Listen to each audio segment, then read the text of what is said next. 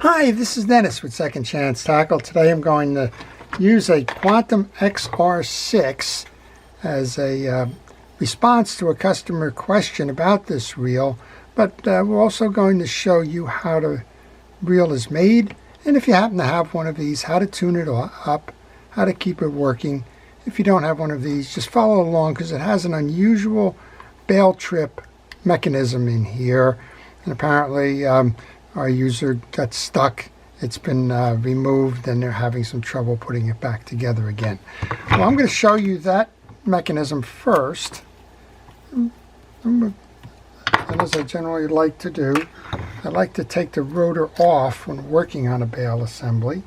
So I will make sure that I take that off, show you the inside of it, and then show you how to set this mechanism. As you can see, it has a two-step process here. It has a lever that's connected to our bail. When our bail opens up and locks in, that lever moves over and pushes our trip mechanism into the exterior of the reel where there is a trip ramp. When that spins around, it will hit the trip ramp, knock it back, knock this back, push that up, return that. This is one of those reasons why I encourage you to buy parts reels, take them apart, understand the principles behind the reels, how they're manufactured, and then, well, put that into your accumulated knowledge bank so that if you get a reel like this that maybe somebody's given up on, well, you'll know the solution to it, and well, knowing the solution to it can help give that reel a second chance. If you like these types of videos, I want to encourage you to subscribe to my channel. If you do subscribe to the channel, please use that notification button and like the videos in the end. This reel's got a lot of sand in it, that's why it was a parts reel. Also missing the handle. I'm going to remove the spool. When I work on a rotor, and particularly a bail, I like to take it off of the reel. That's because I don't have to dance around as this thing continues to spin, just as you're trying to set a pin or something. Also, this one reaches under the lip here, so it's always a good idea to do that. Okay, I'm going to pull off, I should be able to pull off the click ratchet and the spool shims. And you need to do that in order to get the rotor off. First one is the spool shim height.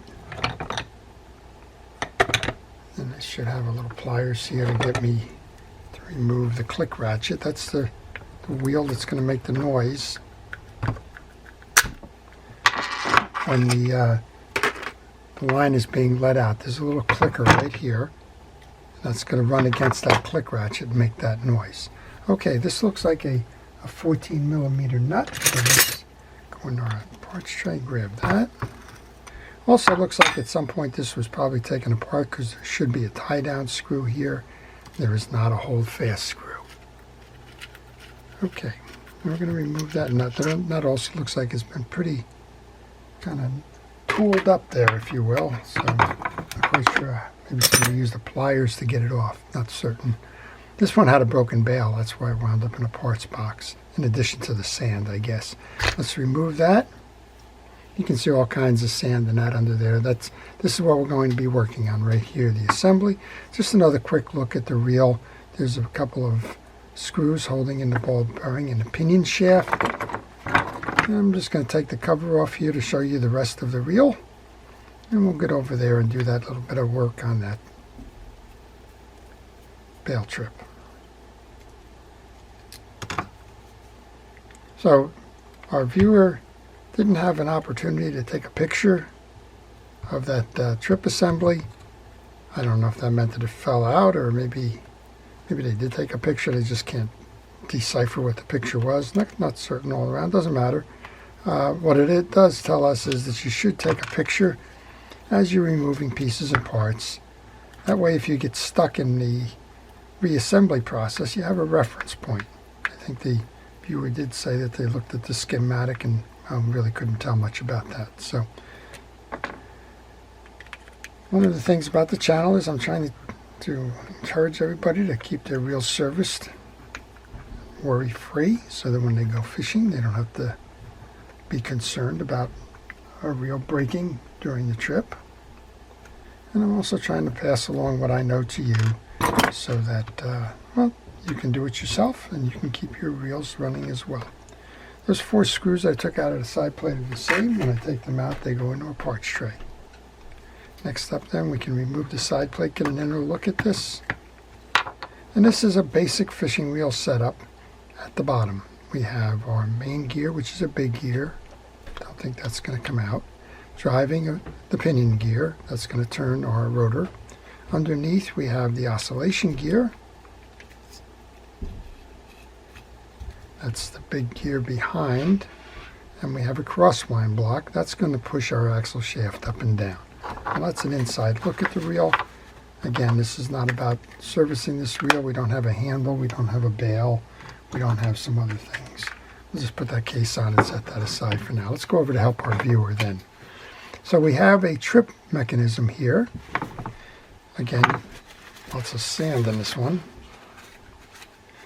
Let's take a look first. So if this was you doing your reel just as a normal service, you would want to take a picture of this. This picture shows that we have a spring. It has a neck of the spring right here on the back side of the shorter end of this. We have a screw. We have the tail end of the spring is over here against this wall. Again, I hope it's something we can see, but it's right there. So we have a tail end. It's going to come around this screw, wrap here, and then the hook is going to set on that side. This is an arm. It's a trip arm with a spring inside of it. That arm is going to seat into the back end of this bail arm here. So let's remove that.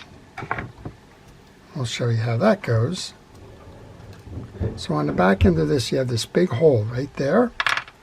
And you have a big hole or stud here where that's going to go. This should, if you can uncompress it now, it should pull out. On the back of this, we have yet another stud, which is going to fit in this case. All of those need to be removed in order to get to this piece and set this up. So let's show you how to do that. We're going to remove it. I'm going to keep my fingers on this because we have a loaded spring under there, right? And just lay those pieces right there. Work this up and off that stud. And as I suspected, this is your spring. It is a rounded spring, tag arm, hook. Hopefully we can see that. I don't have my glove on, so it might be a little bit tough. Hook, rounded spring, tag arm. All right, how do we do this? Well, once the case is all cleaned up, if this is your reel, you want to take that spring, load the one side in. So the rounded part has to go over that stud. The tag arm is over here.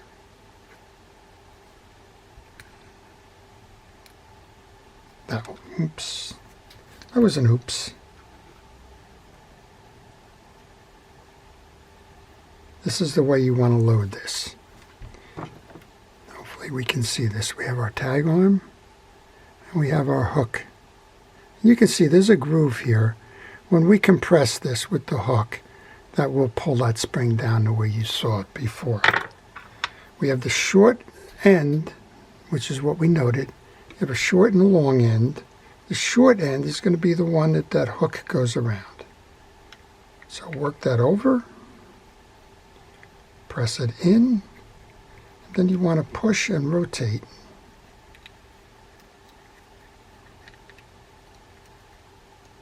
So that it fits on that stud. There we go. So now we have a loaded spring. We have our hook arm on the back end, the long tail arm over here, and now when you spin this, you can hear it working well. Take that screw and put that back in, then I'll show you a little bit better view of it. And while I do that, if you have any questions on this reel or any reel, if you leave those questions in the comments section, I will try to answer those for you. Okay, we've reinstalled the spring, and now you can see it's going to load in, the trip ramp is going to push it back and allow the bail arm to fire on the other side. Let's take that bail arm then. Again, there's a lot going on here. There's 3 pieces to this.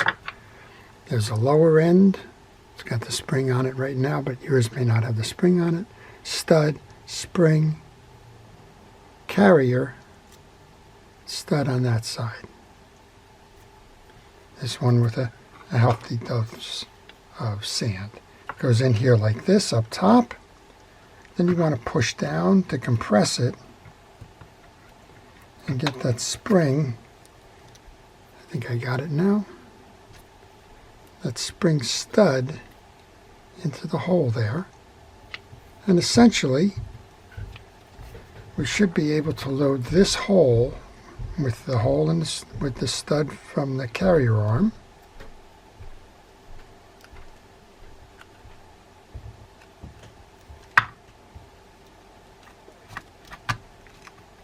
And now you have your bail assembly. I had to push down on that assembly just a little bit to line those holes up.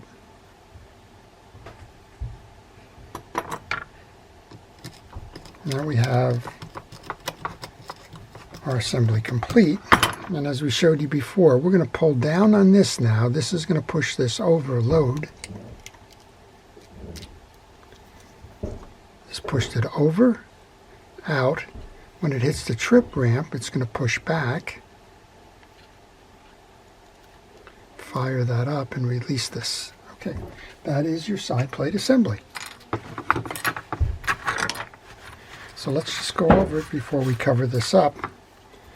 We took the side plate off, took the bail arm off. We removed the assembly, which has the carrier with the stud on it for the arm, a spring on a bar, the lower end of the trip assembly, and then we got to the dog, which was not having any luck with the reinstall of by the individual who requested this. We removed the screw. We showed you that the spring has a long tail arm. It wraps around the screw, and a hook on this side, the hook on that side, well, that hooks right into and over the shoulder of the dog. All right, we'll put this back on.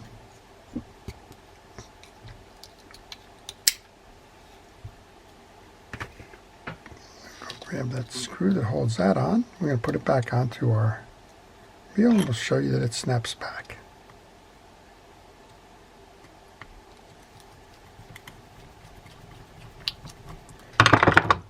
Okay, this goes back on here.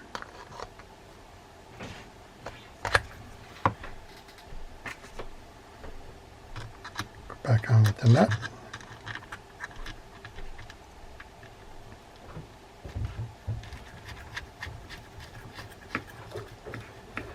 And normally I'll test the reel, but of course here, don't need to test this reel. Just simply need to show you, I need to tighten that screw down a little more.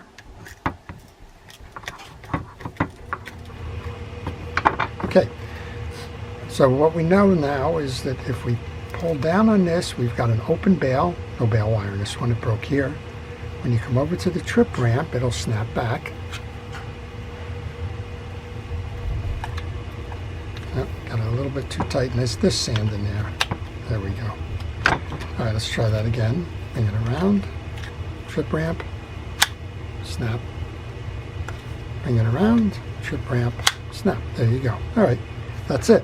That's how you set it. I hope that's been helpful. I hope those of you that were interested in learning a little bit more about a different style of trip ramp have learned just that. I hope if you found this interesting and you haven't subscribed yet, please subscribe. It doesn't cost you anything to subscribe. It helps you to see when I'm posting videos that you may like.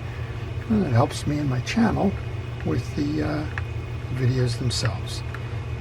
Before I leave, I want to take a moment to thank our first responders, our police, fire, safety, and rescue, everybody involved in keeping us out of harm's way. And I want to thank you, the viewers, for watching and making this channel what it is. Well, I'm going to finish up this reel. In the meantime, I'm going to let you get on to your other things. I know your time is important, and I appreciate you spending it with me. So we'll sign off here. This is Dennis with Second Chance Tackle, wishing everybody a great day.